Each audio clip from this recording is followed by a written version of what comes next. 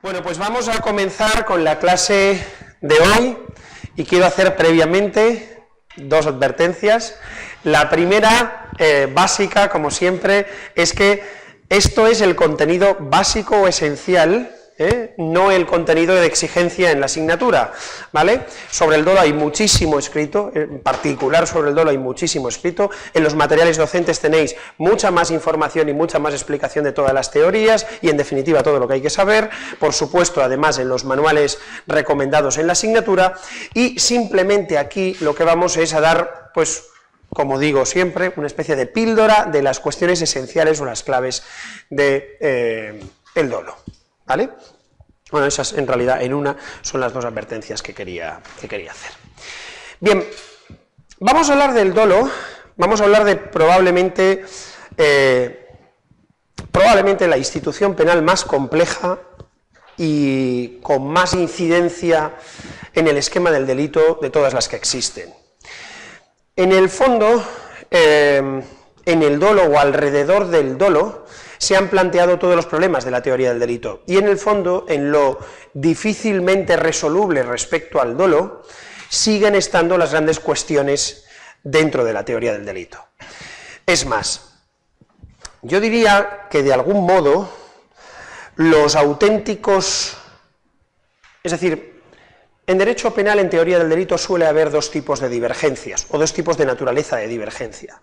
Unas son terminológicas, son la gran mayoría. La gran mayoría de las divergencias que existen entre, digamos, los que estudiamos el derecho penal, son divergencias terminológicas. Hablamos con palabras, utilizamos palabras distintas, y a veces por el hecho de utilizar palabras distintas, sin embargo, no nos estamos refiriendo a cosas diferentes. Y digamos, la divergencia se produce precisamente por las palabras que utilizamos y por no saber bien lo que significa cada una de ellas. El ejemplo paradigmático va a ser, como veremos, el dolo, con la palabra voluntad, con la palabra conocimiento, con la palabra intención, palabras que a veces utilizamos en sentidos distintos. Pero a la vez, también es verdad que en derecho penal hay otro tipo de divergencias, que son divergencias más profundas, más serias, y son divergencias de sentido del derecho penal y de fundamento. Y esas divergencias de fundamento de sentido también se ven en el dolo. Por tanto, podemos decir que el dolo representa digamos, el punto de ver qué es lo que tú crees que es el derecho penal y el punto de encontrar también esos consensos que hay fuera de lo terminológico, que es la gran mayoría de lo que se piensa respecto al derecho penal. Bien, después de esta pequeña introducción, vamos a hablar de un poco, muy brevemente, como digo, en comparación con cómo se comenta esto en el libro, respecto a la evolución del dolo en los distintos esquemas. El dolo, en el esquema causalista, se entendía como dolus malus, es decir, como conocimiento y voluntad de los hechos, pero también con conciencia de la significación antijurídica de los mismos.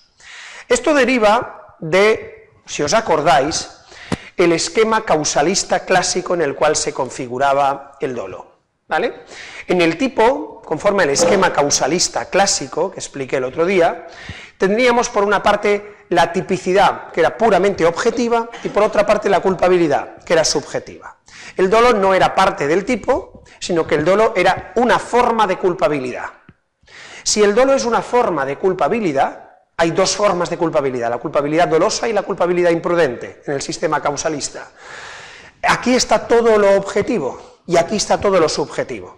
La referencia respecto al conocimiento, cualquier referencia respecto al conocimiento, respecto a la intención, respecto a la voluntad, evidentemente tenía que ir dentro de la culpabilidad. Y si estábamos hablando de la culpabilidad, de lo que estábamos hablando no es solo de saber lo que se hace, sino de saber que se hace lo contrario a derecho. En última instancia, la culpabilidad tenía que ver ya en aquel momento con el reproche, con en este caso la capacidad natural de hacer cosa distinta a la que se podía hacer, y por tanto el dolo se entendía como que yo sabía que estaba haciendo el hecho antijurídico pudiendo no hacerlo. Esa parte de conocimiento y de querer hacer aquello contrario al derecho es la que se integraba dentro del dolo como dolus malus. ¿Vale? Acabamos de empezar, Miguel, así que no te preocupes. En el esquema finalista la cosa cambia. ¿En qué sentido cambia? Cambia en que el dolo se incorpora al tipo. ¿Por qué se incorpora al tipo en el esquema finalista? Se incorpora al tipo porque se incorpora la intención como elemento central de la acción. La acción es una acción final dirigida a un fin a partir de ese momento, es decir, si la acción es acción final, está dirigida a un determinado fin, la voluntad, la intención, por tanto también el conocimiento con que se realiza la acción, porque el conocimiento va a ser requisito imprescindible para que podamos decir que hay intención, forman parte de la acción y por tanto de la acción típica. Es decir, que el dolo natural, conocer la situación objetiva descrita por el tipo de injusto y querer la situación objetiva descrita por el tipo de injusto, de hecho, más bien incluso querer el resultado, querer la causación del resultado, porque el desvalor de acción viene por ese querer y el resultado viene por el desvalor de acción que se produce a partir de la causalidad, eso forma parte del tipo, y en la culpabilidad el dolo como conocimiento de la antijuridicidad. Es decir, en el esquema finalista lo que tenemos es, en el esquema finalista tenemos el tipo subjetivo, dentro del tipo subjetivo el tipo doloso, que básicamente se construye a partir de la intención. ¿Pero de la intención de qué? ¿O del conocimiento y la intención de qué? Del hecho. Aquí eliminamos ya lo que es el dolus malus, porque el dolus malus no es decir, parte del dolo en el tipo, sino parte del dolo, o de, más bien, la culpabilidad. ¿Se entiende esto? ¿Vale? En el esquema finalista ya se empieza a entender, y esto va a ser importante porque esto se exporta después al sistema que nosotros aceptamos, la idea de que el dolo no se refiere al conocimiento de la antijuridicidad, sino solo al conocimiento del hecho. ¿Vale? Aquí lo relevante no es si yo sé que está prohibido tirar la tiza, sino que si yo he tirado la tiza sabiendo que tiro la tiza. ¿Vale? A los efectos del dolo. ¿Bien? Y esto se transporta prácticamente de forma idéntica al esquema funcionalista. Es decir, el dolo natural, que no es un dolo natural, es un conocimiento y voluntad del hecho ex ante peligroso, de la creación del riesgo jurídicamente desaprobado, pero eso está en la tipicidad, y en cambio el conocimiento de la antijuridicidad está en la culpabilidad. Si yo no sé lo que hago, si yo no sé que realizo el hecho peligroso, pues entonces hay un problema de ausencia de tipicidad. Si yo no sé que realizo un hecho que está prohibido, pero sé lo que realizo, hay un problema de culpabilidad. ¿Se comprende? Bien, aquí tenemos de nuevo la parte objetiva, pero la parte subjetiva, dolo, conocimiento del hecho ex ante peligroso, ¿vale? Y el conocimiento de la antijuridicidad en la culpabilidad. ¿Se entiende esto? Bien.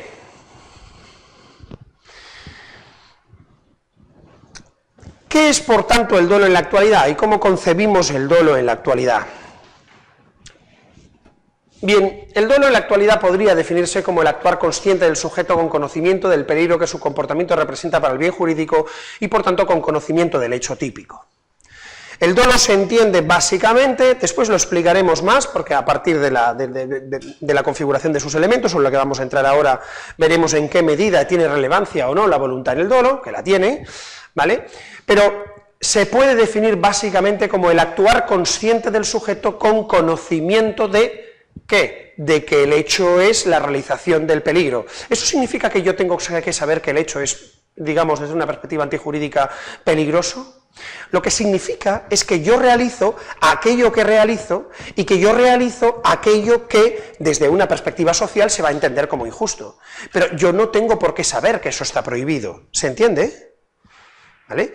Lo lógico, normal, va a ser que el conocimiento del injusto, el actuar con conocimiento de la realización del peligro ex ante desvalorado, suponga ya el conocimiento de la prohibición. Y por eso nos cuesta tanto separarlo, porque siempre que yo disparo, siempre que yo defraudo, siempre que yo tal, sé que eso está prohibido. Pero puede ocurrir, puede suceder que yo haga algo, ¿os acordáis del caso de mi abuelo que está ahí con la azada cambiando el tal, que sin embargo él no sepa que es un delito de alteración del INDES, pero él sabe perfectamente, no solo que está afectando potencialmente tal, sino que está cambiando el terreno, él sabe que ese terreno no es suyo, y esa es la parte que él tiene que saber, pero él tiene que saber que eso está prohibido, no es relevante a los efectos del dolo. ¿Se entiende? Bien. Por tanto, el dolo, tal y como lo estamos concibiendo de forma muy similar a como se entendía en la visión finalista, dolo natural, ¿vale? Ahora, no es un dolo del hacer causal, es un dolo del comportamiento peligroso. Lo que yo tengo que saber es aquello que hace que el injusto lo sea, ¿vale? ¿Cuáles son, por tanto, los elementos del dolo? Pues los elementos del dolo, el elemento básico y esencial es el conocimiento. ¿El conocimiento de qué? De aquello que hace típico a un hecho, ¿vale? De los elementos del tipo, y del riesgo, del peligro ex ante, y por supuesto también del peligro ex ante en su relación con el peligro ex post, si es un delito de resultado, ¿vale? O si exige, en definitiva, la realización del riesgo. Yo tengo que saber, para que se me pueda aplicar a mí la tentativa, que lo que yo realizo tiene la capacidad potencial de materializarse en ese resultado. Lo que no se puede conocer es el futuro, excepto el Doctor Who. Los demás es bastante complicado, es decir, no se puede saber lo que va a pasar, por tanto el dolo no puede ser conocimiento de la lesión del bien jurídico, no se puede conocer la lesión del bien jurídico, yo no puedo saber que disparando, va a morir esa persona, pero no puedo saber en el momento en que yo disparo que la persona ha muerto, pero sí puedo saber que tiene la capacidad potencial para producir la muerte y que en principio estoy realizando todo lo que tendría que realizar para que se produzca ese resultado. ¿Se entiende? Bien, ¿y qué queda de la voluntad? ¿Qué queda de la voluntad? Es decir, ¿en qué sentido toda la vida, es decir, se ha dicho que el dolo es conocimiento y voluntad? En la actualidad, lo veremos ahora después con mayor profundidad, también la jurisprudencia dice el dolo es conocimiento y voluntad, la mayoría de los autores dicen el dolo es conocimiento y voluntad. ¿En qué sentido el dolo es conocimiento y voluntad? ¿Tiene que haber voluntad para que haya dolo?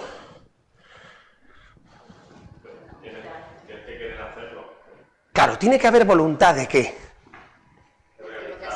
De actuar, de hacer lo que has hecho. Es decir, capacidad de volición para la realización del hecho.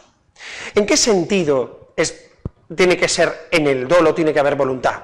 En el mismo sentido que la imprudencia. Y eso es lo que hace que la auténtica importancia para para el dolo sea el conocimiento y no la voluntad. ¿El hecho imprudente tiene que ser voluntario? Sí, evidentemente que tiene que ser voluntario. Si no, no hay hecho. Es decir, ¿tiene que ser voluntario sí o no? Sí, ¿en qué sentido? Tiene que haber hecho personal, se me tiene que atribuir a mí, tiene que ser mío, tiene que ser propio. Ahora hablaremos de ello con más. Pues con el dolo va a pasar lo mismo. Yo tengo que hacer lo que estoy haciendo. ¿Qué es lo que va a hacer que haya dolo y no imprudencia? Que yo sé el conocimiento de que... pam, pam, pam. ¿Se entiende esto? Bien, vamos. Eso es esto, capacidad de volición para la realización del hecho. Esto a mí me gusta más llamarlo control, ¿vale? Capacidad de volición. Bien. Ya comenté que en la actualidad se sigue sosteniendo la existencia de tres clases de dolo, ¿vale? El dolo directo, y el dolo eventual, y dentro del dolo directo, el dolo directo de primer grado y el dolo directo de segundo grado. Digamos que desde una perspectiva jurisprudencial, esta clasificación es bastante relevante. ¿Por qué? Porque los tribunales la siguen utilizando y porque además hay tribunales que dicen que hay delitos que solo se pueden cometer con dolo directo y hay delitos que solo se pueden cometer con dolo eventual. Bien. Voy a intentar explicar cuál es la clasificación y voy a intentar explicar, normalmente lo que dicen los tribunales tiene cierto sentido, otra cosa es que dominen determinadas cuestiones técnicas que a nosotros, es decir, nos pueden interesar más, pero en última instancia lo relevante es cómo se resuelven los casos. Aquí sí que hay meras divergencias a veces terminológicas, generalmente. El dolo directo sería aquel en el que hay conocimiento e intención de la realización del hecho. ¿Vale? Conocimiento y voluntad.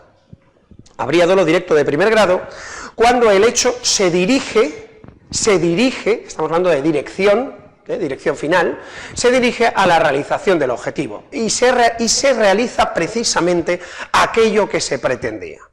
El ejemplo es el que quiere atentar contra el expresidente Aznar, pone una bomba en el coche en el que va el expresidente Aznar. Estalla el coche, muere el expresidente Aznar y se ha actuado con dolo directo. ¿Por qué? Porque el conocimiento de lo que se iba a hacer y sobre todo la voluntad era realizar precisamente aquello que finalmente se ha realizado. ¿Vale? Estaría consumado, pero sobre todo hay dolo directo porque se actúa con esa intención. ¿Qué sería el dolo directo de segundo grado?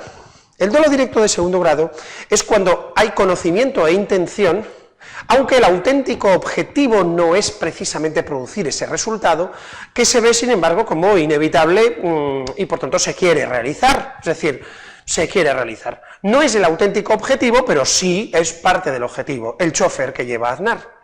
El conductor que lo lleva sería dolo directo de segundo grado. El objetivo primero no era matar a Aznar, pero la única forma de matarlo es precisamente, de matar a Aznar, es matando también al chofer. Dolo directo de segundo grado. Un coche que va a estallar en la calle, en unos determinados sitios donde puede pasar gente. Concretamente, cuando se detona la bomba, hay 3 o 4 personas que están alrededor y es posible,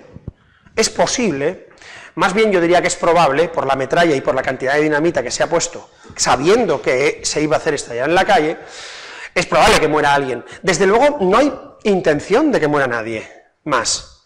Sí hay intención de que muera el chofer de Aznar y Aznar, pero no hay intención de que muera nadie más, porque a lo mejor, pues no sé, tiene un determinado ADN y entonces pues uno sabe mal después, no lo sé, pero en todo caso, lo cierto es que no hay intención de que muera nadie más, pero eso sí, la carga de dinamita se pone con la probabilidad de que eso se produzca, estalla y finalmente no muere nadie, pero es cierto que una persona queda herida con una placa de metralla que si en vez de pegarle aquí, le pega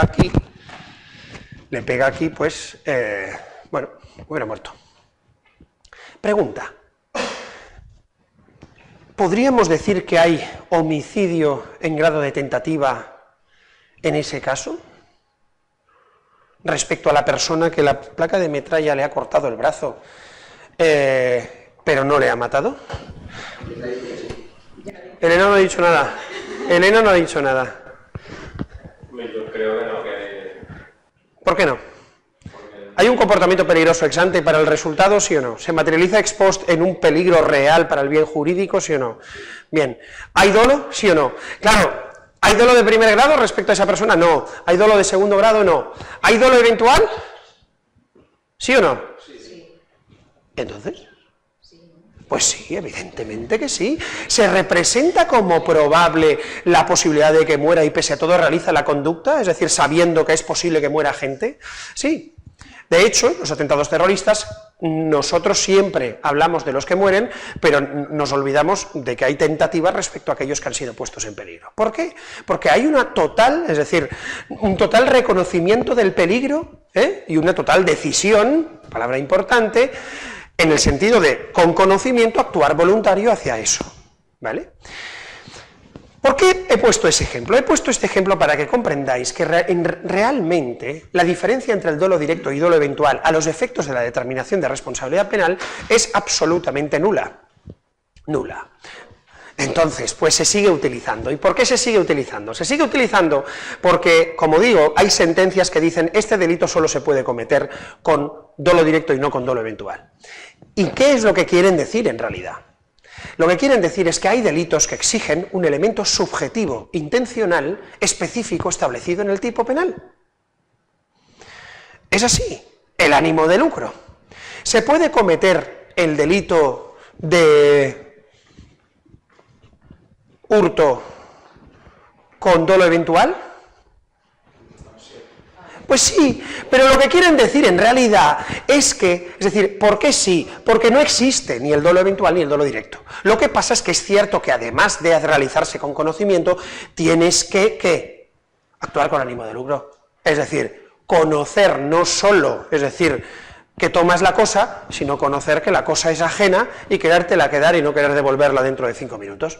Ese es el ánimo de lucro, y por eso piensan que no hay posibilidad de dolo eventual. Ocurre en otros delitos donde ni siquiera hay elementos intencionales, pero por la configuración de la acción parece difícil que no se estructure un elemento volitivo junto al elemento cognoscitivo. Pero en realidad, el dolo es dolo. Da igual si es directo o eventual. El dolo es dolo, no existe ninguna diferencia a efectos punitivos entre que sea directo y eventual, y no existe, no ya solo más ni menos pena, ni ninguna exigencia distinta en el dolo eventual respecto al dolo directo.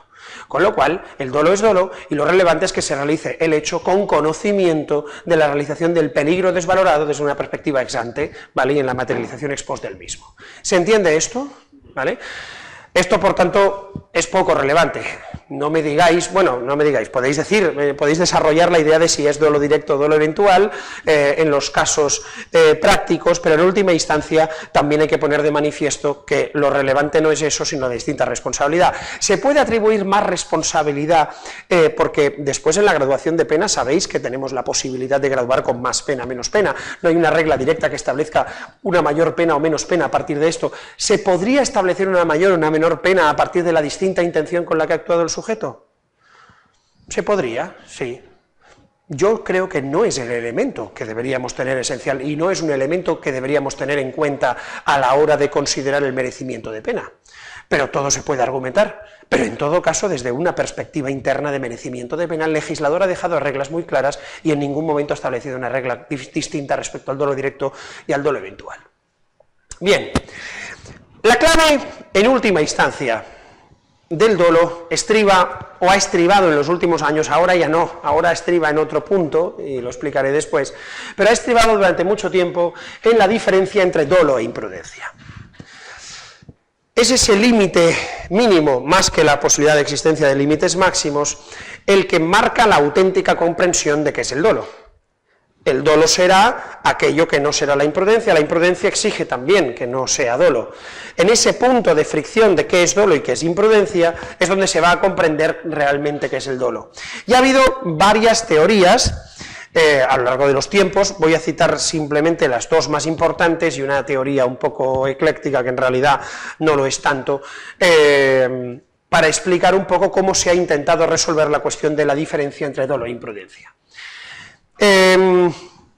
La teoría del consentimiento o de la aprobación lo que viene a decir es que aquello en lo que se diferencia el dolo eventual de la culpa consciente, ya hablaremos de la culpa consciente o de la culpa, de la imprudencia. Tradicionalmente se distingue entre imprudencia consciente e imprudencia inconsciente. Es otra cuestión también bastante discutible. Yo creo que no existe la culpa consciente ni la culpa inconsciente, existe la imprudencia. Es decir, que me da igual si es consciente o inconsciente. De hecho, cualquier momento para que haya imprudencia tiene que ser consciente el momento que se atribuya. En el momento en que se atribuye imputación extraordinaria, en este caso, tiene que ser realizado con conciencia. Pero bueno, bien, eso es una cosa que no explicaremos ahora. Como digo, lo que se diferencia es que el autor consienta en la posibilidad del resultado, en el sentido de que lo apruebe, más bien casi de que lo quiera. Claro, el problema es que el resultado se produce después. Entonces, si el resultado se produce después, ¿cómo se hace? ¿Cómo podemos saber que el sujeto quiere el resultado? Pues realizando un juicio hipotético. Si el autor hubiera podido anticiparse a los acontecimientos y hubiera sabido que su conducta había de producir el resultado típico, ¿habría actuado de esa forma, sí o no? Si la respuesta es sí, dolo. Si la respuesta es no, imprudencia. ¿Vale? Bien, esta es la traslación de la clásica teoría de la voluntad al ámbito del dolo eventual, ¿vale? Y está exigiendo en el dolo eventual, por tanto, lo mismo que exige en el dolo directo, exactamente lo mismo, voluntad. Voluntad no manifestada externamente por medio de un hecho que yo puedo imputar, sino por medio de un juicio hipotético en el que yo también puedo imputar o puedo atribuir, ¿vale? Si él hubiera sabido que iba al adelantar en línea continua, iba a atropellar al ciclista que venía en sentido contrario, ¿lo hubiera hecho? No. Pues entonces no es dolo, ¿vale? Bien. Como dice aquí, esta posición es la aparentemente mayoritaria. ¿Y por qué digo que es la aparentemente mayoritaria? Porque esta posición es absolutamente minoritaria. De hecho, no la defiende nadie en la jurisprudencia. Pero dicen que sí. Es decir, desde una perspectiva externa, la jurisprudencia dice que sí. Dice que sigue esta teoría, ¿vale? O algo similar. Y dicen que el dolo exige conocimiento y voluntad. Pero cuando reflexionamos sobre lo que dice la sentencia en ningún momento dice eso. ¿Por qué? Bueno, lo veremos después, pero ¿qué os parece respecto a la teoría del consentimiento o de la aprobación? ¿Qué opináis? ¿Por qué no? Porque a mí me da igual, es lo que comentábamos, que a mí me da igual lo que tú quieras hacer o lo que no, la cuestión es que tú te has saltado la norma que era no adelantar en línea continua y te has llevado un tipo por delante. ¿Pero te has llevado al tipo por delante sabiendo que el tipo venía o no? A ver, supongo que es que en ese caso... Si sabes que el tipo venía... No, mucho peor, claro, es decir, ¿cuál es el elemento de mucho peor? ¿Qué es lo que hace que sea mucho peor? ¿El que yo quiera? ¿El que yo sepa? ¿El que yo me enfrente al riesgo? ¿El que yo acepte el riesgo? Es decir, ¿el que yo acepte el qué? ¿El resultado? El problema que tenía la teoría del consentimiento es que si aplicamos esta fórmula, no habría dolo. Nadie quiere hacer nada visto después. La cuestión no es visto después. Es decir, se puede hacer un juicio hipotético, si el autor hubiera podido anticiparse a los acontecimientos. El autor no se está anticipando a los acontecimientos, está en los acontecimientos. El autor está allí. ¿Cómo que se hubiera podido anticiparse a los acontecimientos? Los acontecimientos son los que son. El juicio de valoración, de infracción de la norma, la negación de la norma se produce en el momento en el que yo estoy con el conocimiento que yo tengo, a partir de lo que todo el mundo, desde un punto de vista de una regla social, puede atribuir que yo sé. Y eso es en ese momento, y no cuando estoy relajado en mi casa diciendo, menos mal que existe el juicio hipotético. Es decir, ese momento es en el que yo decido o no decido, actúo o no actúo. Por tanto, realizar un juicio hipotético desde esa perspectiva es, o bien, integrar el fin, el deseo del resultado como un elemento relevante para el tipo, cosa que no nos parece, porque, es decir, lo importante no es decir, los elementos intencionales o motivacionales del sujeto, sino los hechos realizados con conocimiento y con control, ¿vale? O bien supone realizar un juicio absurdo. Por eso tuvo más éxito, aunque también fue muy criticada en la época, la primera de las teorías, en realidad la teoría de la probabilidad o de la representación. La teoría de la probabilidad o de la representación venía a decir que lo único decisivo es el grado de probabilidad del resultado advertido por el autor. Hay dolo eventual cuando el autor advirtió una gran probabilidad de que se produjera el resultado, y hay imprudencia consciente cuando la posibilidad de este, reconocida por el autor, era muy lejana. No importa la actitud interna del autor, sino el haber querido pese a conocer el peligro.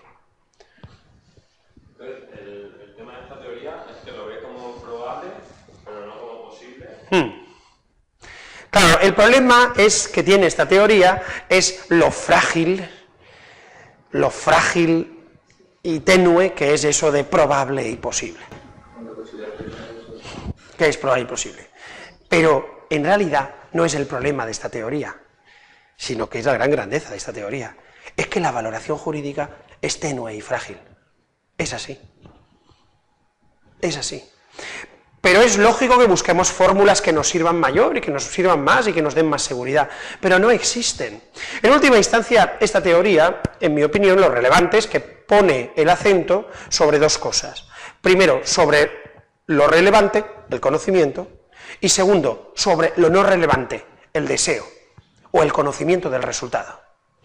Es decir, lo interesante es que las actitudes internas, los deseos, lo que quiere el sujeto que pase, es decir, no debe tener relevancia a la hora de valorar el dolo, y eso, en mi opinión, es indiscutible, a menos que estemos creando un derecho penal distinto al que nos gusta crear desde una perspectiva liberal, garantista, etc., en un Estado social y democrático de derecho.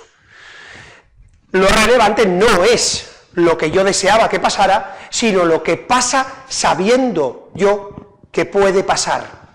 Ahora, es cierto que la diferencia estriba en cuando yo, es decir, asumo que va a pasar, que es probable que pase, y cuando yo solo lo veo como una posibilidad. Por eso, por esa fragilidad aparente que tenía esta teoría, surgen otras teorías llamadas eclécticas, hay mil, es decir, esencialmente, después hablaremos básicamente que se ha configurado todo esto a partir de la decisión, del elemento de decisión. Pero la teoría ecléctica, por ejemplo, tal y como se ha intentado resolver en la jurisprudencia, lo que trata es de combinar la conciencia de la peligrosidad con un elemento voluntativo, con un elemento de voluntariedad. Se exige que el sujeto se tome en serio la posibilidad de delito y que se conforme con esa posibilidad. Es decir, la teoría de la aceptación, esto es en realidad tal y como está en la actualidad la mayoría de las sentencias del Tribunal Supremo, se dice, el dolo es conocimiento y voluntad. El sujeto sabía lo que hacía porque sabía que bla, bla, bla, bla, bla, y pese a todo actúa, es decir, que acepta que se pueda producir el tal. En realidad, no concurrirá dolo, solo culpa consciente cuando el sujeto actúa confiando en que el delito no se produzca. Ese es el problema, que si confiamos en que finalmente el delito no se produzca, y esa confianza es una confianza irracional, en realidad, es decir, estamos en la teoría de la voluntad. Y si en realidad confiamos en que el delito no se produzca, pero la confianza es absolutamente racional, en realidad estamos en la teoría de la probabilidad. ¿Se entiende esto? Si estamos, es decir, confiando en que el delito no se produzca, pero hay un ciclista que vuele, que vuele el ciclista, y lo atropello, y decimos en serio que eso es imprudencia, esto es la teoría del consentimiento o de la aprobación. Y si lo que decimos es decir, adelanto en línea continua, el ciclista va por allá, y por tanto no se va, es decir, a poner en medio de la carretera y de repente viene un viento y se pone ahí, es decir, pero realmente hacía un día ventoso y yo asumía que eso puede pasar y a mí se me va un poco porque voy a demasiada velocidad y yo, es cierto que existe ese peligro, pero bueno, y decimos que es dolo, pues entonces lo que estamos es asumiendo la teoría de la probabilidad. ¿Se entiende lo que quiero decir? Lo que quiero decir en última instancia es que la diferencia entre dolo e imprudencia nos tiene que volver a retrotraer a cuáles son los elementos del dolo. ¿A cuáles son los elementos del dolo? La pregunta respecto a si el conocimiento es un elemento del dolo está resuelta, después tendremos que ver de qué tiene que haber conocimiento y cuándo tiene que haber conocimiento, pero la pregunta es la voluntad. Y en cuanto a la voluntad, hay, digamos, una especie, en la doctrina, una especie, esto lo dijo Ramón Ragués de forma muy acertada, un consenso divergente. ¿En qué hay consenso y en qué hay divergencia por parte de la doctrina? El consenso se produce en que lo que configura el dolo es el conocimiento del hecho, en eso hay consenso, en eso hay un consenso prácticamente general. También hay consenso en que la clave es la decisión contra la norma. Es decir, la clave del dolo es que yo decido actuar de forma contraria, mientras que en la imprudencia esa decisión es una decisión menos confrontada. Es decir, yo aquí, en el dolo, te enseño todo y te digo, mira lo que va a pasar. Y yo lo sé y me enfrento a eso, no me importa. Me enfrento. La cuestión es, ya es que no te importa, o la cuestión es que lo sabías. Me da igual, la cuestión es que es cierto que es decir, la confrontación. Quien mata así, la confrontación es mayor que quien mata porque hace a menos que haciendo así se está confrontando exactamente igual que haciendo así. ¿Entendéis lo que quiero decir? Bien, por tanto, de nuevo en el fundamento de la mayor pena del dolo está la solución. La solución está en que pensemos de nuevo por qué tiene más pena el dolo que la imprudencia. Para saber qué es dolo y qué es imprudencia, tenemos que pensar por qué el dolo tiene más pena que la imprudencia. ¿Dónde está, por tanto, la cuestión de la divergencia en las posiciones actuales? La primera es una cuestión esencialmente terminológica. Es una cuestión básicamente terminológica. Cuando hablas de intención, ¿estás hablando de voluntad o estás hablando de volición? ¿De qué estás hablando cuando hablas de intención? Pero también hay una diferencia más profunda, que es la relevancia de la intención con respecto al resultado. Para solucionar esto, en mi opinión, de nuevo, hay una solución fácil, que es la doctrina de la imputación. Con la doctrina de la imputación se comprende qué se quiere decir y de qué se habla cuando se habla de voluntad, de intención, de conocimiento, etc. Si os acordáis, tenemos imputación y tenemos valoración. La valoración se hace en cuanto a las reglas de conducta, comparando el hecho con reglas de conducta. La imputación se hace atribuyendo hechos a agentes, ¿vale?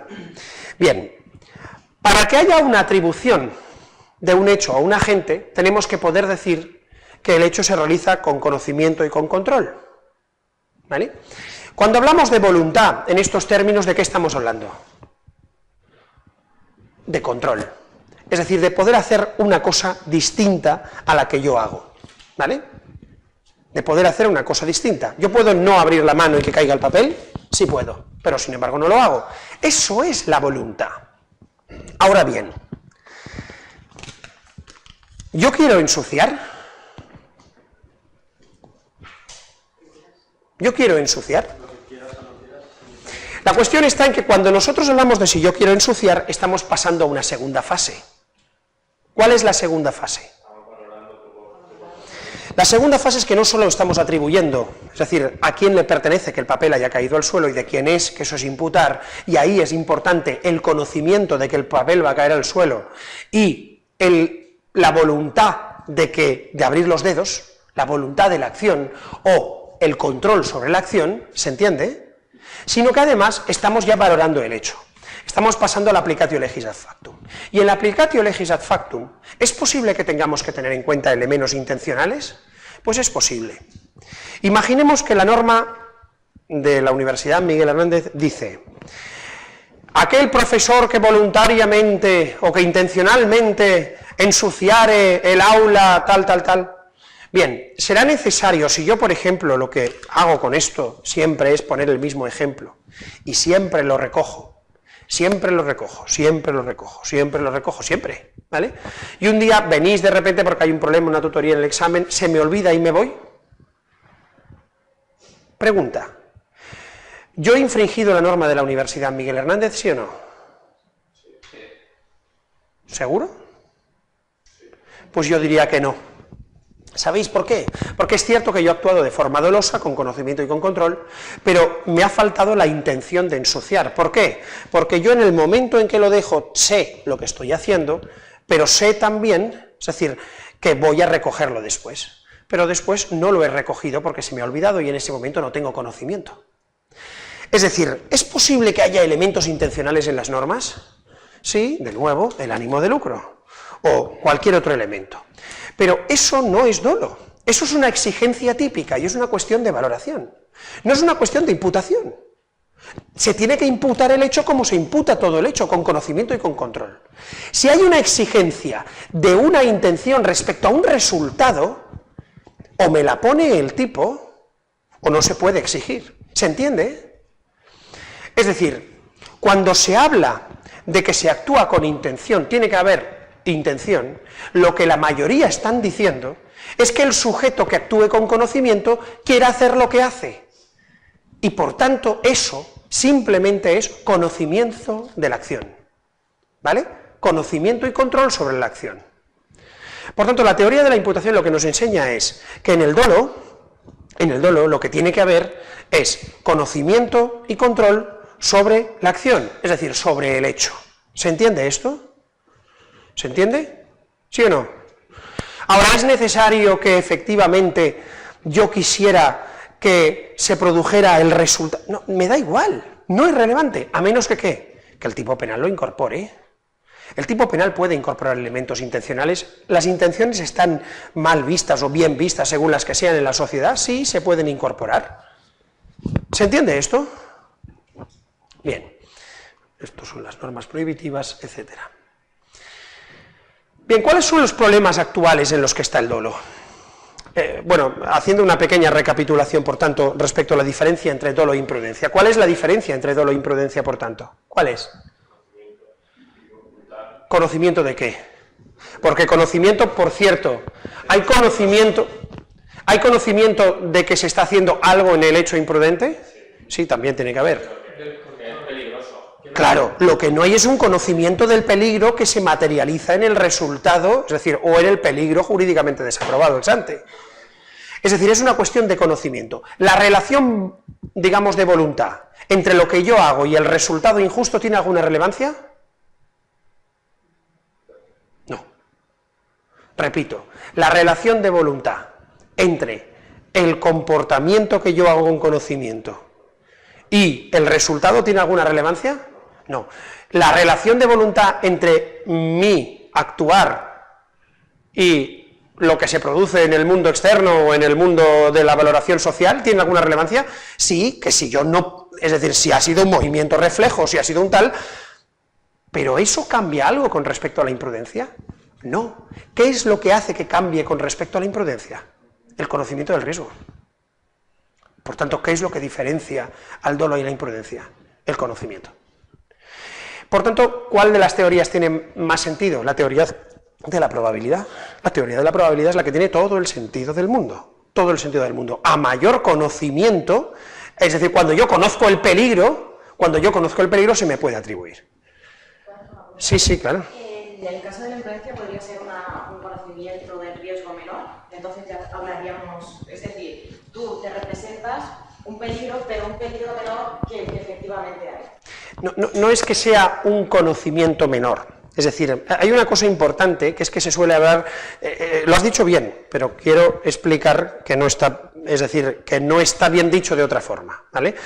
Es un conocimiento del peligro menor, no un conocimiento menor del peligro, y es importante entender eso. No hay conocimientos mayores o menores, no los hay. Si tú comprendes que los hechos se imputan a partir de conocimiento y control, hay conocimiento o no lo hay. O se conoce algo o no se conoce.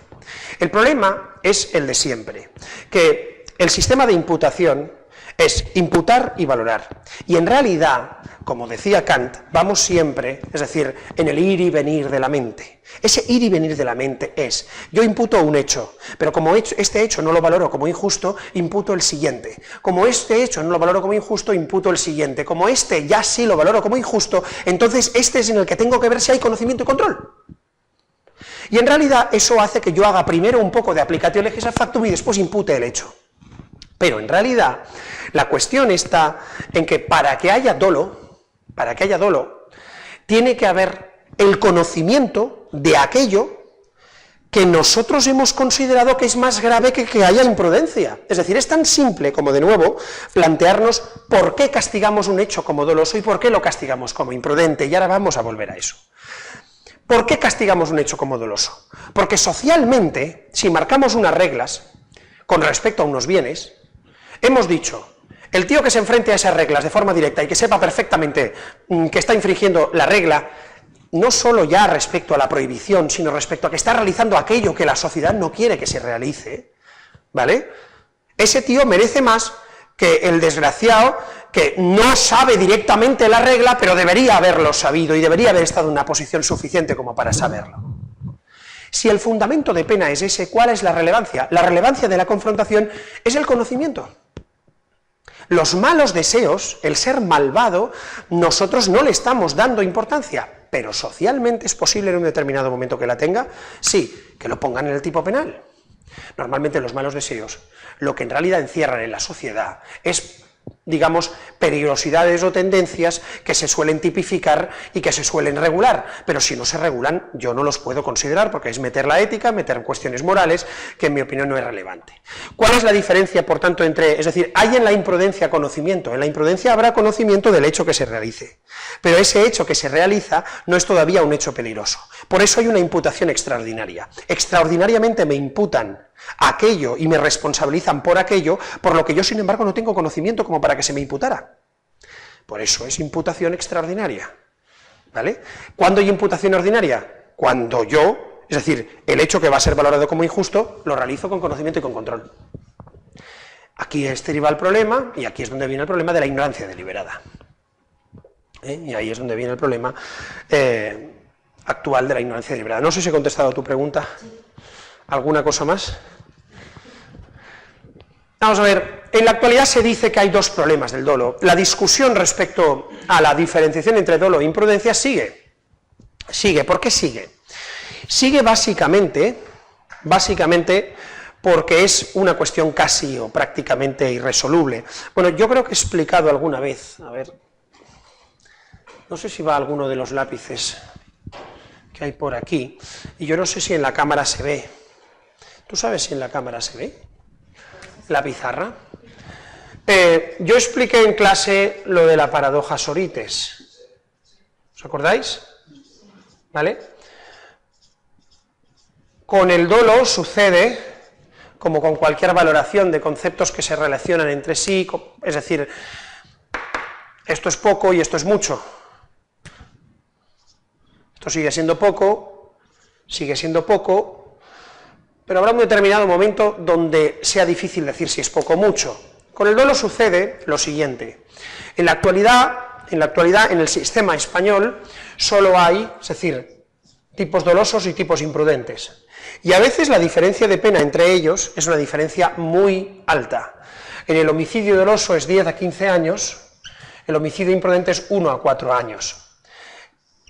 De 4 a 6 no hay nada. De 4 a 10, perdón, de 4 a 10. De 4 a 10 no hay nada, es decir, que hay 6 años de merecimiento de pena que no están reflejados en la diferencia de responsabilidad entre el dolo y la imprudencia. Esto es lo que ha descrito con acierto Fernando Molina como la cuadratura del círculo. Va a ser muy difícil, a partir de la existencia de un sistema de responsabilidad, digamos, tan poco racional en cuanto a merecimiento de pena, que seamos siempre del todo justos en que un caso merezca, sea dolo o sea imprudencia. Porque es cierto que existen los casos que estarían cerca del dolo y a la vez, es decir, cerca de la imprudencia. ¿En cuanto a qué? En cuanto a lo que hemos dicho, la confrontación. ¿Vale? Por tanto, como digo, en la actualidad no es que esté resuelto el debate entre dolo e imprudencia, lo que sí que es cierto es que asumimos todos que la diferencia entre dolo e imprudencia es básicamente una diferencia que se centra en el conocimiento, porque la voluntad respecto a la acción tiene que haberla en cualquier caso, y también la hay en la acción imprudente. ¿Se entiende esto? ¿Dónde están entonces los problemas en la actualidad en el dolo? Los problemas están, uno es un problema ficticio, pero es un problema que preocupa mucho, es el que preocupa a todo el mundo, a nosotros no, pero parece que preocupa mucho, que es el problema de la objetivación o normativización del dolo, y el otro es el problema de la ignorancia deliberada. El problema de la objetivación o normativización del dolo, digo que es un problema ficticio. ¿Por qué? Porque en la actualidad hay autores que dicen que se está objetivizando el dolo. ¿Qué significa? Que ya no es necesario comprobar que psicológicamente el sujeto sabía y quería, sino que ahora con elementos objetivos ya directamente se establece responsabilidad. Es decir, el administrador de la empresa, por el hecho de administrador de la empresa, se le atribuye que sabía lo que pasaba en la empresa. Cuidado, porque ahí hay dos cosas distintas que se mezclan, dos cosas distintas. Una cosa importante es cómo se atribuye la exigencia para el dolo típico, cómo se atribuye, ¿vale? Y la segunda es la tendencia a no justificar determinadas atribuciones por parte de los tribunales. Pero eso son dos cosas distintas, y voy a explicar por qué. En realidad, el conocimiento, cuando decimos que si hay conocimiento y si hay voluntad, no es posible llegar a eso desde una perspectiva de conocimiento psicológico, desde una perspectiva psicológica. ¿Por qué? Porque el conocimiento psicológico que tenga el sujeto no es lo relevante en un Estado social y democrático de derecho. Probar que el sujeto sabía simplemente no es posible. No es posible probar lo que el sujeto sabía. Es más, y esto lo ha explicado mejor el profesor Vives Antón, es posible que aunque se probara lo que el sujeto sabía, eso fuera irrelevante, porque lo importante es el significado de lo que el sujeto, a partir de lo que el sujeto hace, que socialmente se atribuye a lo que el sujeto sabía. ¿Vale? Es decir, en última instancia, no hay un problema porque se objetivice o se normativice. El problema se produce cuando se objetiviza o se normativiza mal. Es decir, el problema está cuando se da por probado o por imputado o por atribuido lo que no se puede probar o lo que no se puede imputar. Pero que evidentemente al conocimiento del sujeto hay que llegar a él a partir de datos objetivos, atribuyendo sentido a partir de las reglas sociales básicas, eso es así. Reglas sociales de imputación como el que sabe algo en un determinado momento lo sigue sabiendo momentos después. Reglas sociales como que el que realiza determinados elementos puede ser que se le atribuya sentido a partir de que ese sujeto sabía lo que estaba haciendo. El que actúa de una determinada forma actúa de forma consciente, etcétera, etcétera, etcétera. Eso no es un problema. El problema es exigir lo suficiente como para que realmente se pueda decir y podamos atribuir conocimiento al sujeto. ¿Se entiende esto? Y ese es el problema, y es cierto que eso a veces se flexibiliza, y eso sí es un problema.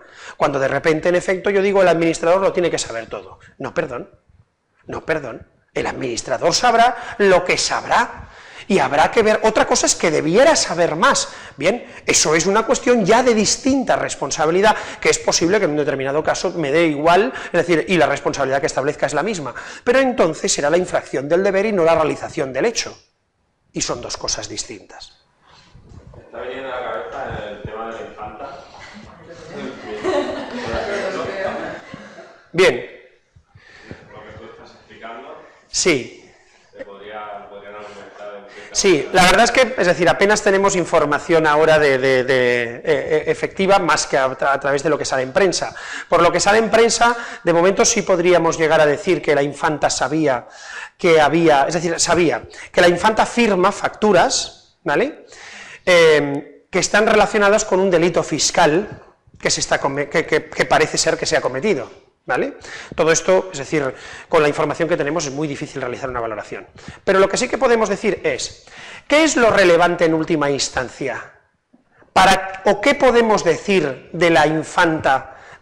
Es decir, ¿cuál es la cuestión relevante que tenemos que saber para que haya responsabilidad a título doloso por un delito en participación o en cooperación necesaria o en autoría por parte de la infanta en relación con los delitos fiscales que presuntamente ha cometido su marido? ¿Qué sería lo relevante?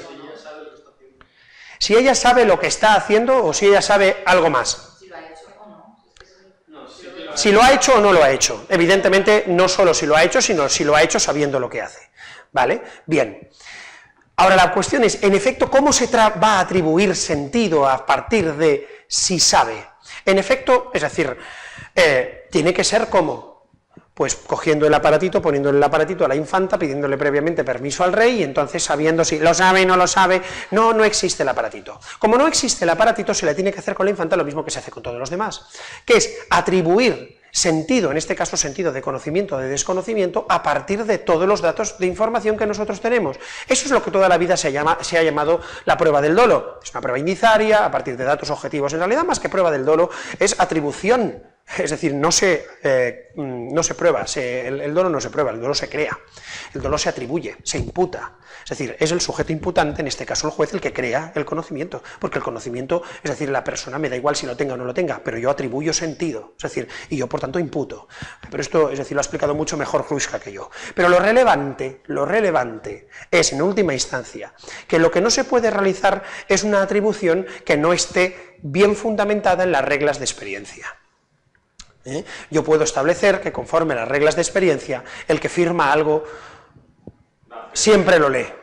Pero es que esa es la norma, no es lo que tienes que hacer. ¿Y vosotros creéis que eso es una regla de experiencia lógica?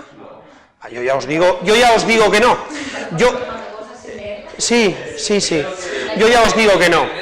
También te puedo decir otra cosa. Otra regla de experiencia es que el que lee algo lo comprende perfectamente. Pero no la antijuridicidad, sino la significación de ilicitud. Es decir, en mi opinión, lo que hay que saber, lo que hay que probar, es que esa persona, la que fuera, sabía que lo que realizaba suponía, en este caso, porque además no hay separación entre el conocimiento del hecho y el conocimiento de la prohibición, una infracción de una norma tributaria. Es decir, eso es lo que hay que poder imputar para que haya, en este caso, una responsabilidad por parte de esa persona, y solo en el caso de que se pueda atribuir eso, y que por tanto se estaba participando en una infracción de una norma tributaria, solo en ese caso podríamos decir que habría dolo, porque de lo contrario, es decir, estamos exigiendo mucho menos de lo que tiene sentido que exijamos. Ahora, no se trata de una imputación psicológica, se trata de una objetivación. Bueno, se trata de la imputación del conocimiento que tenía la infanta a partir de las pruebas que nosotros tenemos y de los elementos probatorios que podemos determinar. No sé si he contestado más o menos a la pregunta. No puedo contestar mucho más. Bueno, esto es lo de la objetivación o la normativización. Y totalmente relacionado con lo que estamos hablando y con el ejemplo que estamos poniendo, es el de la ignorancia deliberada. Totalmente relacionado con ello es el de la ignorancia deliberada. ¿Por qué? ¿Qué es el problema de la ignorancia deliberada? En realidad, la auténtica pregunta relevante no es cuál es la responsabilidad de la ignorancia deliberada. La auténtica pregunta relevante es si puede haber dolo sin conocimiento.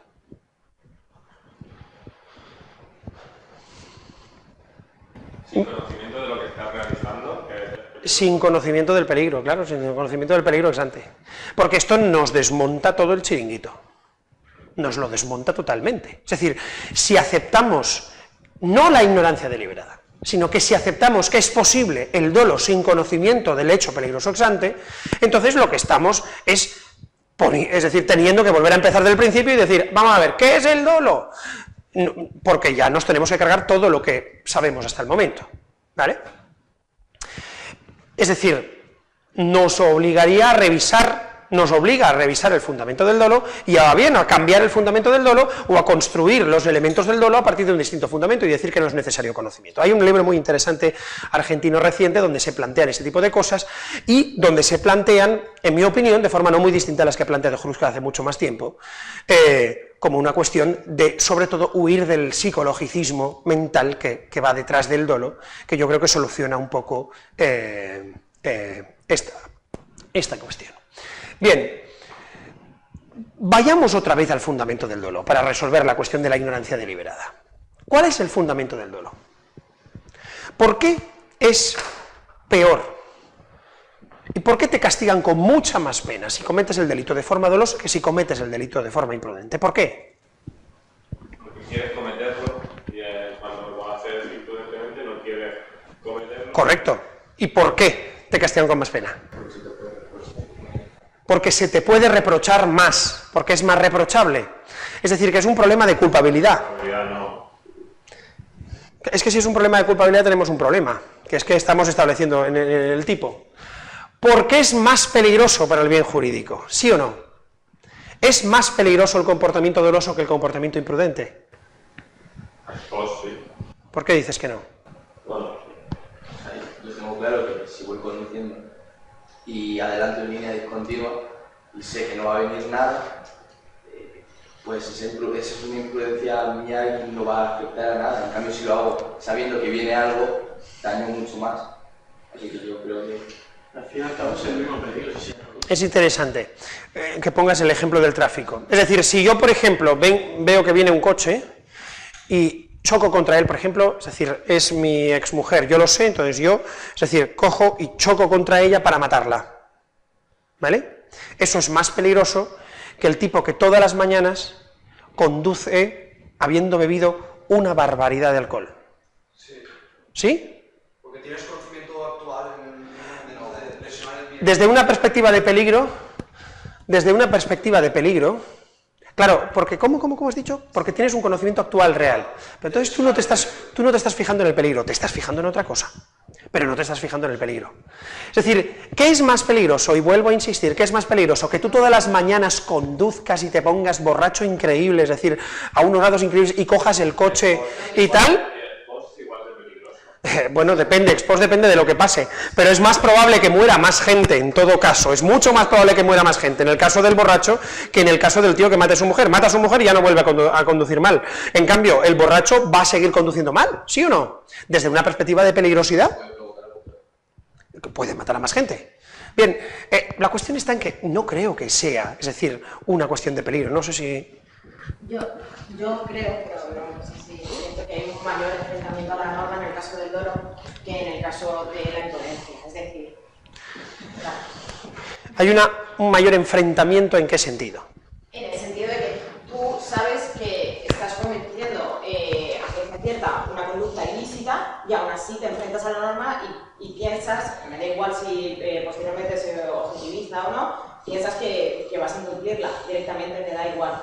Y entonces, en ese sentido... Si en última instancia la norma tiene un mensaje comunicativo, no digo que ese sea el único mensaje que es, pero la norma tiene un mensaje comunicativo con la sociedad, esto Jacobs, por ejemplo, lo explica con la confirmación de la vigencia de la norma, es decir, la sanción es la negación, es decir, de la negación de la vigencia de la norma. Cuando yo realizo un delito, yo niego la norma, no mates, yo digo, mato. Entonces, es decir, la única forma de confirmar la vigencia de la norma es negar lo negado, y es el sentido de la prevención general positiva, sobre eso hemos hablado. Bien, desde esa perspectiva, en cierto sentido podríamos decir que la confrontación que hay en el dolo, el mensaje comunicativo de confrontación, es mayor que en la imprudencia. ¿Por qué? Porque yo te manifiesto y te digo, te enseño cuál es el resultado que se va a producir y además que ese es un resultado no querido.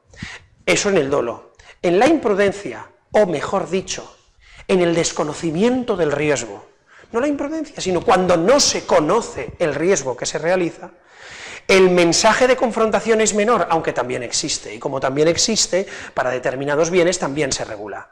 Pero evidentemente, es decir, yo estoy rechazando menos de plano, es decir, el mensaje. ¿Decías? Ese enfrentamiento directo con conocimiento y con control hacia una norma, ¿podríamos llamarlo voluntad? No, podríamos llamarlo decisión, no es voluntad. Es decir, la voluntad es actuar, pero es por supuesto que parte del conocimiento. La ciencia es el conocimiento de esa confrontación.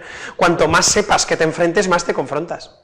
Y por eso es decisión. ¿Por qué la palabra decisión? Porque de ponerte en contra de lo que te ha mandado el legislador, o de hacer aquello que socialmente está considerado. No es, por tanto, de nuevo, lo relevante el que yo sepa o no sepa el significado antijurídico, como el que yo sepa el significado de lo que yo hago, desde una perspectiva de riesgo.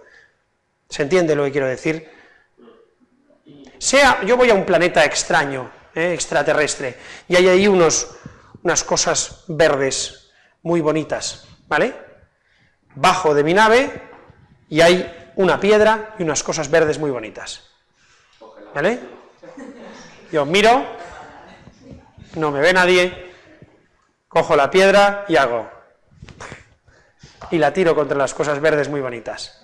Aquí la cuestión no es si en ese país está prohibido tirar o no tirar cosas verdes muy bonitas, es decir, romper cosas verdes muy bonitas. La cuestión está en que yo, es decir, sé que estoy realizando algo que tiene la capacidad potencial, conforme a mi conocimiento, de mi experiencia en mi planeta, ¿vale?, de producir un daño a algo que no sé si tiene valor o no, ¿vale?, pero de producir un daño a eso.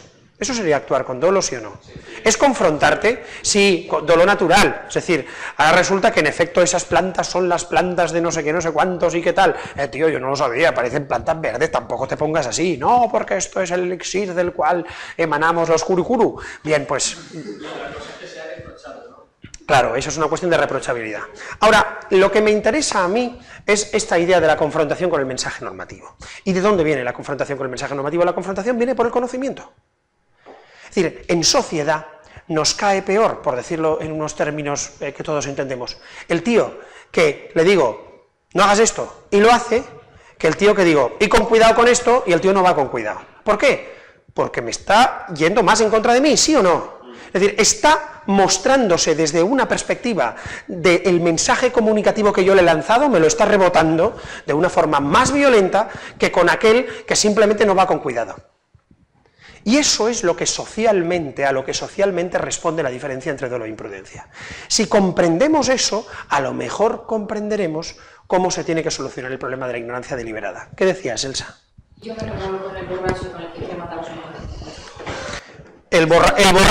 El borracho esa es una buena cosa, es decir, un tipo que conduce, que atropella a su mujer, directamente se confronta con ¿qué norma? Pero directamente, además, es decir, con la norma la vida nos mola. Con la norma la vida nos mola, la confrontación comunicativa es directa, es a mí no. Mientras que el otro, la confrontación es una confrontación menos tal. Es cierto que hay términos en que la imprudencia, es decir, también se ve muy mal socialmente. Y en este caso habría que tener en cuenta que estamos teniendo en cuenta y socialmente podríamos atribuirle responsabilidad como tentativa con respecto a varias vidas, es decir, que depende de cómo se produce. Puede ser que haya un dolo, es decir, porque a veces, es decir, estamos hablando de imprudencia y a lo mejor lo que hay es un conocimiento del riesgo que el tío está haciendo en el momento porque habría un actio libre en causa, es decir, pero eso es una cuestión distinta. Pero lo que quiero decir es que desde la perspectiva de la imprudencia y el dolo, esencialmente el fundamento se construye a partir de una distinta negación de la vigencia de la norma. La negación de la vigencia de la norma es mucho más directa en el caso del dolo que en el caso de la imprudencia. Mejor dicho, en el caso de que yo tenga conocimiento que en el caso de que no lo tenga. Y si eso es así, entonces nos tenemos que mantener firmes en el conocimiento. ¿Y por qué digo eso? Lo digo por el problema de la ignorancia deliberada. La pregunta es, en la ignorancia deliberada, ¿hay la misma confrontación cuando hay conocimiento que cuando hay ignorancia? No. No. Lo que pasa es que hay veces que decimos que no hay conocimiento y sí lo hay. O hay un conocimiento de algo que desde una perspectiva valorativa socialmente estamos empezando a bajar el nivel y desde la perspectiva de la confrontación la consideramos igual que cuando hay un conocimiento mayor. Pero hay conocimiento, hay conocimiento. Volvamos al tema de la ignorancia deliberada, a partir de la doctrina de la imputación. Un tipo, el primer caso en el que surge en España se aplica la doctrina de la willful blindness, un tipo viene de Colombia con unos paquetes de droga, ¿vale? Y cuando le detienen, el tipo dice, bueno, esto sabe usted que lo lleva, no, es que me lo he comido comiendo espaguetis, ¿no? Unas bolsas así, no le preguntan eso, ¿vale? Pero el tipo dice, pero es que claro, yo llevo marihuana, y le miran los policías, sí, yo llevo marihuana, y el tipo cuando después se entera increíblemente que lleva cocaína, él sostiene que lleva marihuana, ¿vale? En la sentencia le condenan como autor de un delito de tráfico de drogas que afectan de forma sustancialmente nociva a la salud, ¿vale? Con la diferencia de pena significativa que ello tiene. Y por tanto consideran que no hay un desconocimiento, o mejor dicho, aplican una teoría diciendo que lo que sucede es que él mira hacia otro lado, se sitúa en una especie de situación de ceguera jurídica, ¿vale? Intencionada, y por tanto al que mira hacia otro lado para no saber se le debe castigar igual que al que sabe. ¿Estamos de acuerdo? Pues entonces tenéis un problema porque no habéis entendido nada de lo que he explicado hasta el momento. Si estáis de acuerdo en esa argumentación, me estáis diciendo que es posible castigar a alguien sin conocimiento con la misma pena que si tiene conocimiento. Y la pregunta no es en realidad, la pregunta creo que no es si en realidad merece la misma pena, sino ¿por qué merece la misma pena? Y la pregunta es, ¿por qué merece la misma pena? ¿Qué? ¿Deliberadamente el qué? Cerrar los ojos ante la realidad para... ¿Cerrar los ojos ante qué? ¿Cómo que cerrar los ojos? ¿Tú crees en serio que ha cerrado los ojos? Está en Colombia, le dan unas bolsas. Es decir, ¿tú crees que en serio él no sabe qué es cocaína?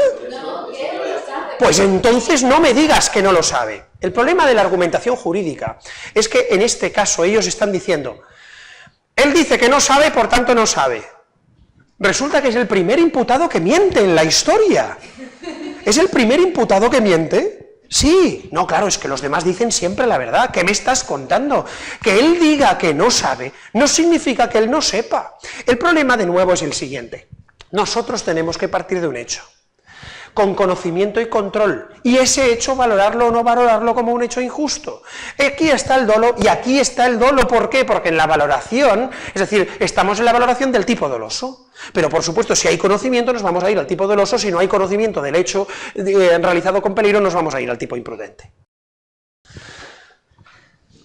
Pregunta, Él realiza, ¿qué he hecho con conocimiento y control? ¿De qué droga? De cocaína. Bien, pues ya está. ¿Para qué te planteas más problema? Es decir, ¿por qué dices eso tan fácil cuando él ha dicho que no?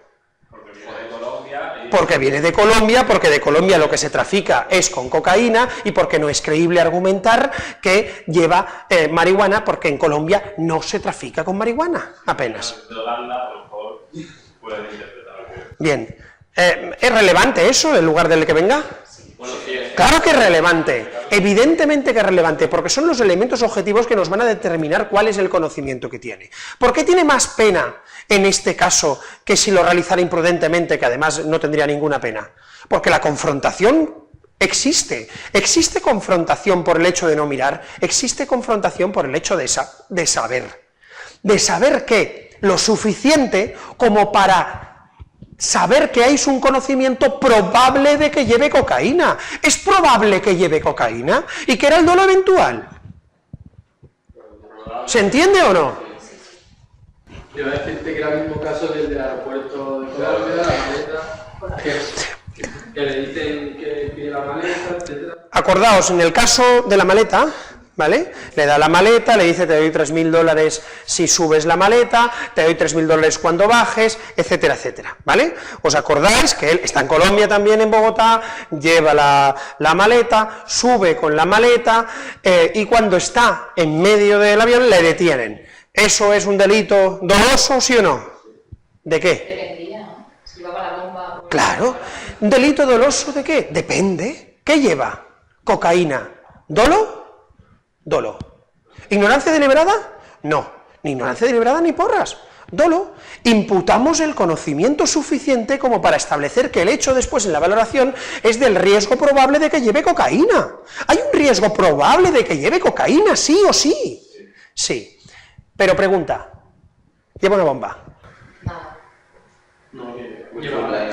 Si tú aceptas la teoría de la ignorancia deliberada, me tienes que decir que en la ceguera jurídica, es decir, la ceguera es decir, merece la misma pena no mirar, que saber. Y mi pregunta es, ¿cuál es el fundamento de la mayor pena del dolo? La confrontación. ¿Hay confrontación si llevas una bomba? No, porque no lo sabes. ¿Es imprudente? Es imprudente. No hay confrontación con la norma. La confrontación no es idéntica. Es el riesgo que se produce, es el riesgo de la imprudencia. No hay nada. Vamos a ver, es decir, imprudente no hay nada dependiendo de si se puede considerar que hay, es decir, dependería del caso, habría que verlo, ¿vale? Pero en todo caso, es decir, ¿qué? El tema es que estás diciendo confrontación con la norma, ¿por qué con la bomba no es igual o mayor? Porque él no lo sabe, porque no hubiera subido al avión. ¿Hubiera subido al avión si llevaba una bomba? No, él no hubiera subido, no se hubiera... Entonces la confrontación con el mensaje normativo, si el fundamento de la pena del dolo es la confrontación, es decir, él se está confrontando de esa forma, el que se confronta es el terrorista que lleva la bomba y quiere explotar. Ese es el que se confronta. Entonces, si el fundamento de la pena del dolo es ese, en la ignorancia deliberada lo que tenemos que pensar es, de nuevo, es decir, si hay el conocimiento en el momento suficiente como para considerar que hay un conocimiento del hecho injusto que supone una confrontación. Eso es lo que es confrontarse. Yo sí que iba a preguntar algo, pero no, pero ya que estamos, en el caso de que viniera de Israel, no oye tic-tic-tic dentro de la maleta, no oye nada, le da el dinero.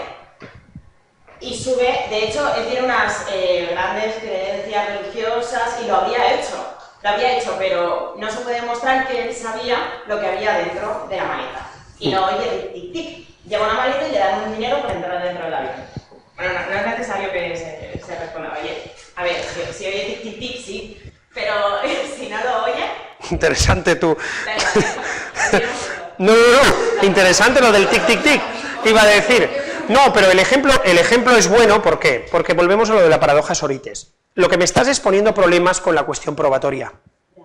Es decir, pero es lo que suele pasar. Lo que suele pasar es que el problema es que resulta complejo atribuir, en ese caso, o bien un conocimiento suficientemente claro como para que digas hay confrontación, como un desconocimiento suficientemente claro como para que me digas no hay confrontación.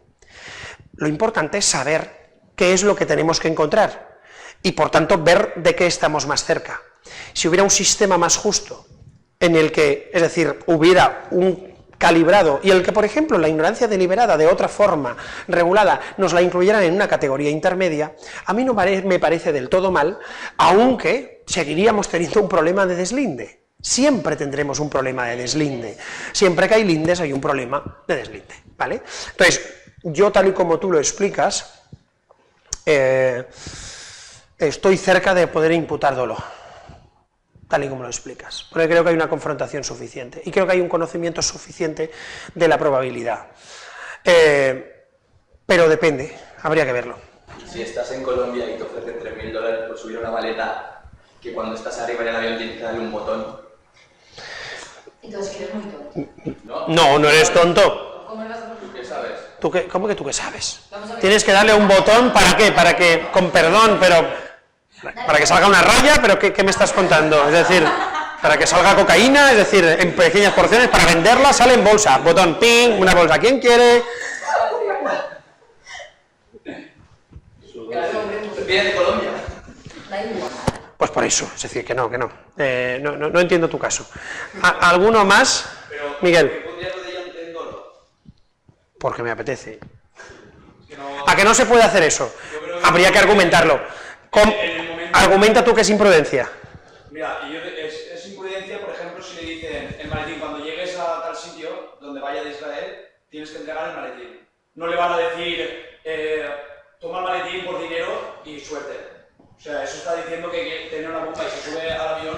Es por Vamos a dinero. ver, el problema de la ignorancia deliberada parte de que cada vez hay una menor tolerancia social hacia determinadas conductas que interpretamos como conductas de ceguera intencionada, ¿vale? De eso parte.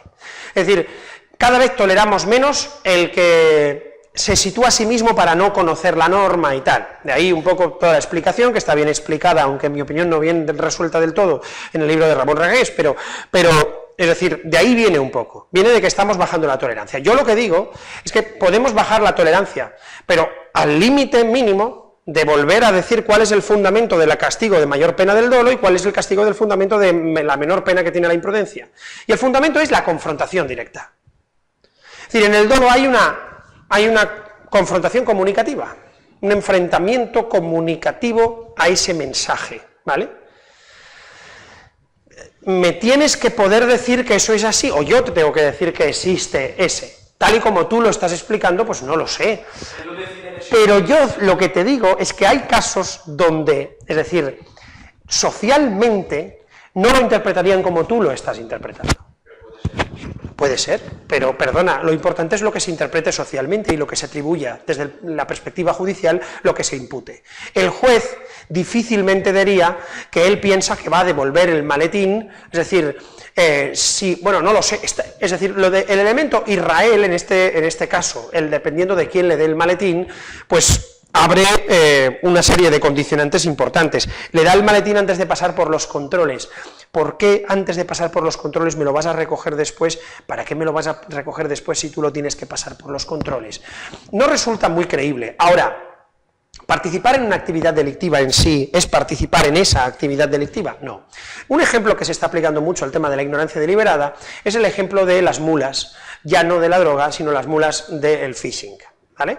Sabéis que el phishing es el fraude informático que generalmente, pues, por medio de la obtención de claves informáticas, lo que se hace es, pues, entrar en cuentas corrientes de usuarios y transferir ese dinero a otras cuentas corrientes. Transferir el dinero a otras cuentas corrientes, porque después hay que sacar el dinero, hay que enviarlo. ¿Cómo se saca y cómo se envía?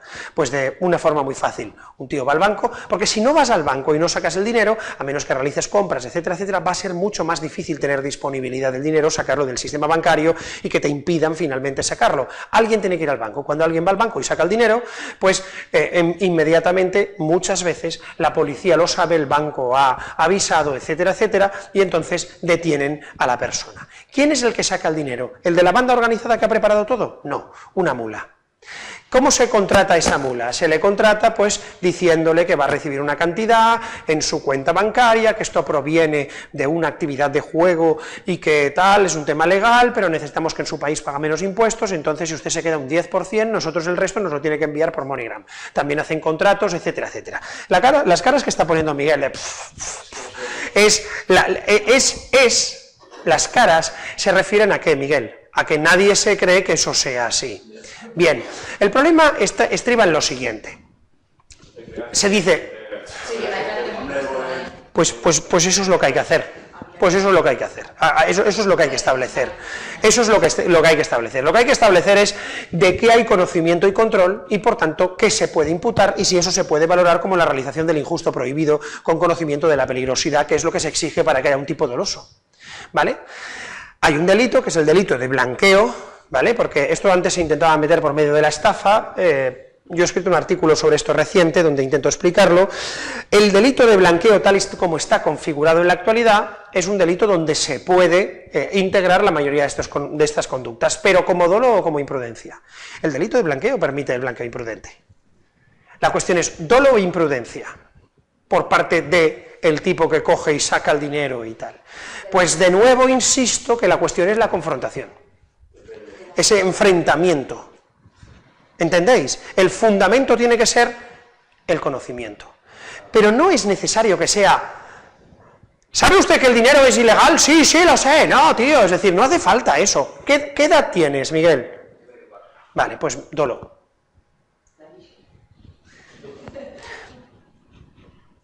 ¿Es así? No, no es así. Pero, ¿entendéis por dónde voy? Habrá que objetivar, es decir... Si tuviera 60 años... Pues depende. Pues depende, pero puede haber imprudencia en algún caso, puede haber blanqueo imprudente, sí. Claro que sí, y con 24 también, por cierto.